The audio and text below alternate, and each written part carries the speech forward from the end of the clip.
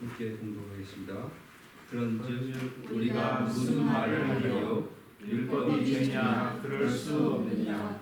율법으로 말미암지 않고는 내가 죄를 알지 못하였으니 곧 율법이 탐내지 말라 하지 아니하였더라면 내가 탐심을 알지 못하였으리라. 그러나 죄가 기회를 타서 계명으로 말미암아 내 속에서 온갖 탐심을 이뤄나니 이는 율법이 없으면 죄가 죽은 것이니라. 전에 율법을 깨닫지 못했을 때에는 내가 살았더니 계명이 이름에 죄는 살아나고 나는 죽었도다. 아멘. 율법과 복음의 주제로 목사님께서 말씀을 선포하시겠습니다. 오늘도 우리에게 주어진 말씀으로 하나님께서 큰 은혜로 함께 하심을 믿습니다. 이 시간 우리 성도님과 함께 인사 나누고 앉아주실 때에 믿음의 싸움에서 승리합시다. 서로 인사 나누고 앉아주시기 바랍니다.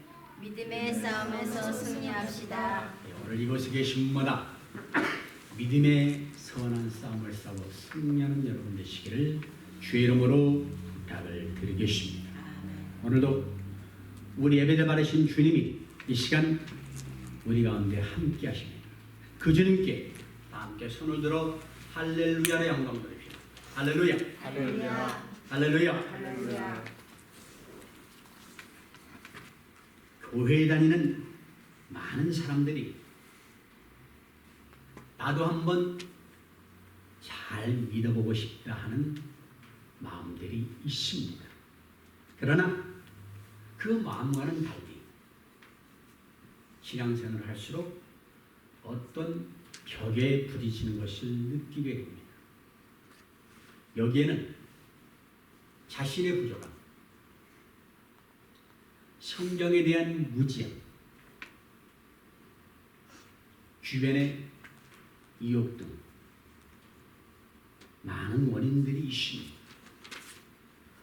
그런데 우리가 꼭 알아야 될 기독교 신앙에서 가장 기본이 되는 것은 내 마음과 생각대로 믿는 것이 아니라 성경의 가르침대로 믿어야 한다는 것입니다.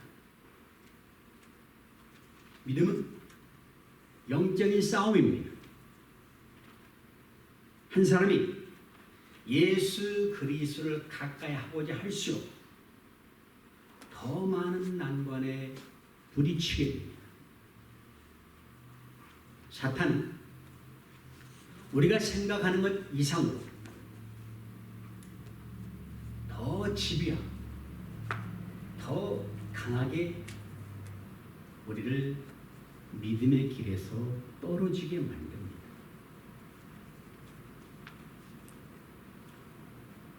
이 신앙생활은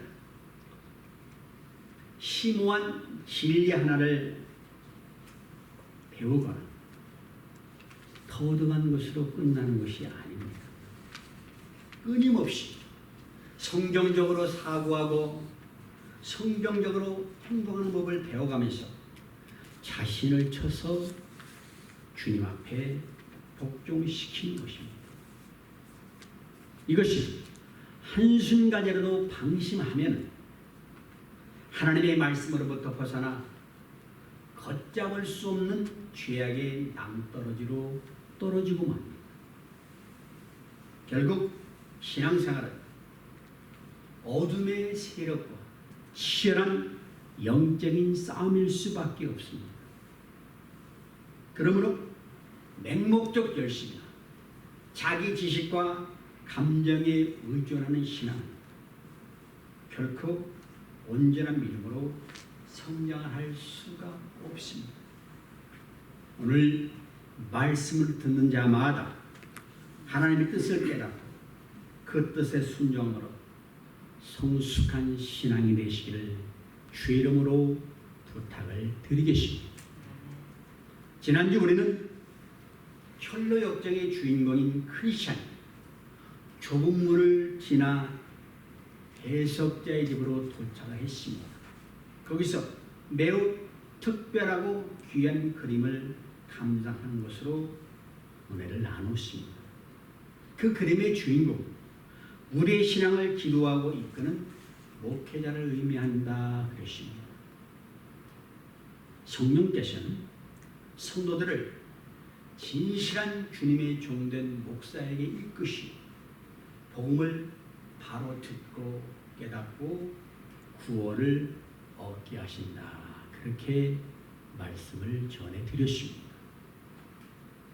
계속하여 오늘 말씀을 보면은 성령님을 의미하는 해석자가 크리스찬의 손을 잡고 매우 넓은 거실로 들어갑니다. 해석자가 크리스찬의 손을 잡고 안내했다는 것은 성령의 직접적인 가르침을 상징합니다. 단순한 지식이 아니라 처음으로 얻게 되는 지식을 말합니다. 자, 그런데 안내받아간 그 거실은 언제부터인지는 모르지만 한 번도 청소를 하지 않아서 온통 먼지 투성이었습니다. 해석자가 거실을 둘러보고는 하인을 불러서 청소를 시킵니다. 하인이 청소를 시작하다 먼지가 뽀얗게 나가 온 방을 채우면서 숨쉬기가 힘들 정도가 되었습니다. 그러자 해석자는 옆에 서 있는 한 소녀에게 물을 좀 가져와서 방에 뿌려라 지시를 했습니다. 소녀가 거실 곳곳에 물을 뿌리자 서서히 먼지가 가라앉기 시작했고 마침내 방은 깨끗하게 청소가 되었습니다. 이 광경을 본 크리스찬이 묻습니다. 이것이 무엇을 의미합니까? 해석자가 대답합니다. 당신이 지금 본 것은 율법과 복음에 관한 것입니다.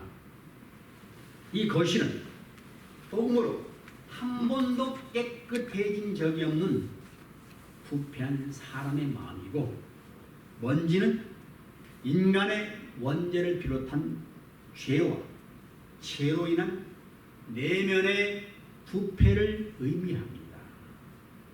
그렇게 대답합니다. 예레미야 17장 9절 말씀 보면 만물보다 거짓되고 심히 부패한 것은 마음이라 누가 너희 이를 알려마는 그렇게 말씀을 합니다. 여러분, 모든 사람은 나름대로 각자 자기 마음이 부패한 것을 알고 있습니다. 또 때로는 다른 사람의 마음을 헤아려 보면서 그 동기가 사악한 것을 분별하기도 합니다. 그런데 그것이 하나님께서 아시는 수준이 아니다. 자기의 깨달음에 불과합니다. 예레미야 17장 10절 보면 나 여호와는 심장을 살피며 폐부를 시험하고 각각 그의 행위와 그의 행실대로 보응하나니 그렇게 말씀을 합니다. 중요한 것은 우리가 죄의 문제를 알려고 할 때에 인간의 수준이 아니라 하나님의 수준으로 알아야 됩니다. 우리가 죄를 깨닫는 것은 대단히 중요합니다. 그리고 이 죄의 문제를 어떻게 해결해야 하는 것은 더욱더 중요합니다. 이것이 오늘 철로역정의 핵심입니다. 먼지가 만방에 들어가자 무슨 일이 보였습니까? 하인이 청소를 하니까 깨끗하게 되기는커녕 오히려 더 더러워졌습니다. 여기 하인은 율법을 상징합니다. 우리가 우리 마음의 부패한 것을 알게 됐을 때에 먼저 시도하는 것은 율법을 지킴으로 깨끗하게 되고자 그렇게 합니다. 사실 인간은 누구나 착하게 살고 싶은 마음이 있습니다. 그래서 인간의 본성은 선하다고도 말을 합니다. 그런데 이런 인원은 착해지려는 마음이 자기 안에 있는 또 다른 면, 곧 악한 것을 보상하려는 것임을 모르고 있습니다. 선한 마음이 있는 것은 분명하지만 그 선한 마음을 부패하게 만드는 원인이 자기 속에 내재되어 있다라는 사실입니다. 이것이 부패한 인간의 본질입니다. 제가 인간의 마음이 선한 것을 부정한 것이 아니라 문제는 왜 그 선한 것이 부패하게 되었느냐라는 사실입니다. 그것은 죄 때문입니다. 이 죄가 율법에 선한 것으로는 해결될 수가 없습니다. 하인이 먼지를 쓸면 쓸수록 더욱더 먼지가 날게 되는 것이 이것을 상징합니다. 율법이라는 것이 죄를 발견하고 금지시키기는 하지만 죄를 뿌리 뽑지는 못하기 때문에 인간의 마음을 어떤 그런 것으로 청소하려고 하다가는 오히려 영혼의 죄를 더 증가하게 만들 뿐이다라는 것을 보여주는 것입니다. 여기 먼지가 가득한 방에 물을 뿌린 소녀는 복음을 상징합니다. 소녀가 물을 뿌리고 방을 청소하자 방 안을 흩날리던 먼지들이 가라앉게 되었고 방이 깨끗하게 되었습니다. 이것은 거룩한 복음이 인간의 마음속에 딱 들어와서 영향을 주게 되었을 때 마치 소녀가 물을 뿌려 모든 먼지를 가라앉힌 것처럼 복음이 죄를 물리치고 근절시킴으로써 인간의 영혼은 깨끗해지고 그러한 믿음을 통해서 마침내 영광의 주님과 함께 거할 수 있는 자격을 얻게 될 수 있음을 보여주는 것입니다. 여러분, 왜 이런 내용을 해석자의 기회에 가르쳐주고 있습니까? 지금 철로역정의 주인공이 지난주까지 볼 때 좁은 문을 통과함으로써 명목상의 크리스찬이 아니라 진짜 크리스찬이 되었습니다. 그러면 지금까지 그를 괴롭히던 죄의 짐이 어떻게 되었습니까? 아직도 등에서 죄의 짐이 떨어지지 않고 그를 계속 힘들게 하고 있습니다. 여러분, 참되고 진정한 크리스찬임에도 불구하고 죄의 문제가 완전히 해결된 것이 아님을 보여줍니다. 물론 죄의 문제는 우리가 죽어서 영광의 상태에 이르기까지 계속 우리 인간을 괴롭힙니다. 하지만 죄의 짐이 결정적으로 벗겨지는 순간이 있습니다. 여러분, 진정한 크리스천이라고 하더라도 더 알아야 할 것이 있고 배워야 할 것이 많이 있습니다. 이것이 이제 해석자의 입에서 이루어집니다. 해석자의 입은 한편으로는 교회를, 한편으로는 성령의 가르침을 상징합니다.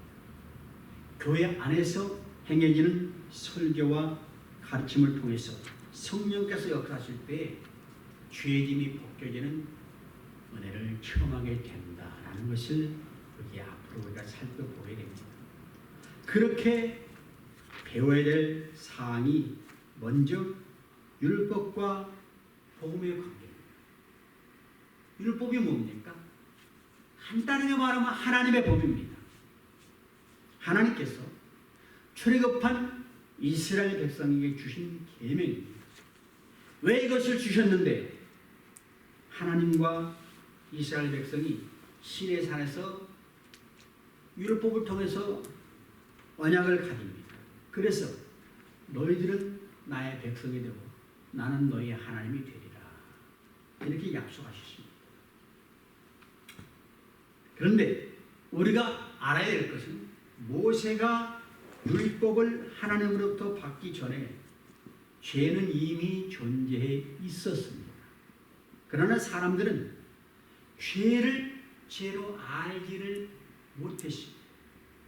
로마서 5장 13절입니다. 죄가 율법이 있기 전에도 세상에 있었으니 율법이 없을 때에는 죄를 죄로 여기지 아니하느니라. 그렇게 말합니다. 또 오늘 본문이 되는 로마서 7장 8절에도 율법으로 말미암지 않고는 내가 죄를 알지 못하였으니 이렇게 말씀합니다. 이렇듯 율법은 죄를 깨닫도록 하는 것입니다. 율법이 그 역할에 있어서 죄를 짓게 만들지 않습니다. 죄를 짓게 만드는 주체는 바로 죄의 정욕입니다. 죄가 내 속에서 온갖 탐심을 다 이룹니다. 이 율법은 죄가 죄라는 사실을 깨닫게 하고 죄의 심각성을 드러내주는 역할을 합니다. 율법이 없으면 죄가 죽은 것이라고 했어요. 로마서 7장 8절. 그러나 죄가 죄를 타서 계명으로 말미암아 내 속에서 온갖 탐심을 이뤘느냐. 이는 율법이 없으면 죄가 죽은 것입니다. 율법이 없으면 죄가 없다는 말이 아니라 내 안에 존재하는 죄의 문제를 깨닫지 못한다는 거예요. 뭐가 죄야? 몰라. 율법은 이게 죄구나 안다는 것이죠. 로마서 3장 20절 말씀. 그러므로 율법의 행위로 그의 앞에 의롭다 하심을 얻을 육체가 없나니 율법으로는 죄를 깨달음이니라. 이렇게 말씀을 해주고 있습니다. 율법은 이렇게 죄인으로 하여금 죄의 심각한 문제로 인해 행위로는 절대로 의롭다 하심을 얻을 수 없다는 사실을 분명하게 보이죠. 결국 율법이 죄를 깨닫고 죄의 권세를 바로 알아서 죄와 싸우며 죄를 경계하며 죄를 멀리하도록 이스라엘 백성에게 주신 것입니다. 여러분, 사실 죄는 알고도 짓고 모르고도 짓습니다.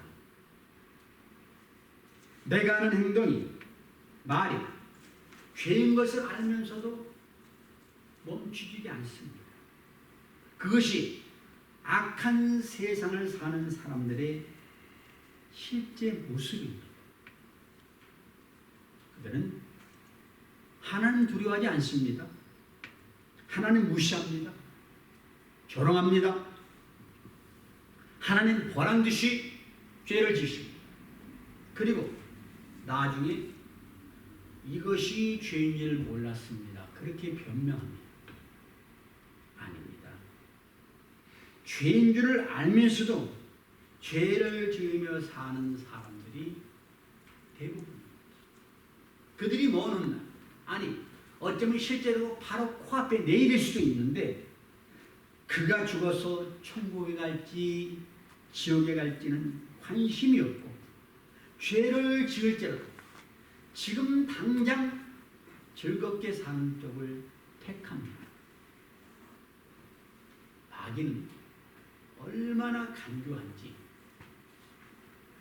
사람들이 듣고 싶어하는 말이 무엇인가? 하고 싶어하는 것이 무엇인가? 너무나도 잘 알고 있습니다. 그래서 야, 인생은 짧다. 오늘 저녁 너를 위해서 살아라. 너 좋으면 그만이다. 이런 종류의 유혹을 계속해서 주고 있습니다. 멋대로 살아봅니다. 근데 별거 없어요. 그렇게 즐기다가 실증이 들거나 그래서 좀 더 고상한 삶을 살아야겠다는 이들에게는 자기 의로 수양을 쌓고 도덕적인 선이나 종교적인 고행 등을 추구하게 만듭니다. 근데 우리가 알아야 됩니다. 사람이 착하게 살고 선을 행하는 것이 나쁜 것이 아닙니다. 그런데 복음이란 인간이 조금 더 나은 수준의 삶을 원하는 것이 아니라 완전히 새로운 존재가 되는 것이에요. 이게 너무 다릅니다. 우리는 이것을 알아야 됩니다. 또 다른 율법의 기능은 뭔가 할 때 율법은 우리 한계를 깨닫게 합니다. 인간이 아무리 애쓰고 노력을 하고 자신을 채찍질하고 윤리도덕으로 철학으로 다듬고 좋은 사람이 되려고 해도 그러면 그럴수록 더 깊은 좌절과 절망에 빠지게 됩니다. 노력하면 할수록 선하지 못한 자기의 본성을 발견합니다. 내가 이 정도밖에 안 되는가? 그게 맞아요. 저도 그것을 수없이 많이 느끼고 여러분 한번 질문해 보십시오. 사람이 착하게 살려고 마음먹으면 착해집니까? 정직해야지 다짐하면 그렇게 됩니까? 성자가 돼야지 결심하면 그렇게 됩니까? 안 됩니다. 율법은 우리가 아무리 결심하고 애쓰고 다짐해도 그렇게 되지 못한다는 것을 깨닫게 주는 거예요. 그것이 타락한 본성을 가지고 있는 우리들의 한계입니다. 그래서 율법은 내 안에 답이 없다는 것을 깨닫게 해주고 동시에 밖으로 눈을 돌리게 하는 거예요. 누가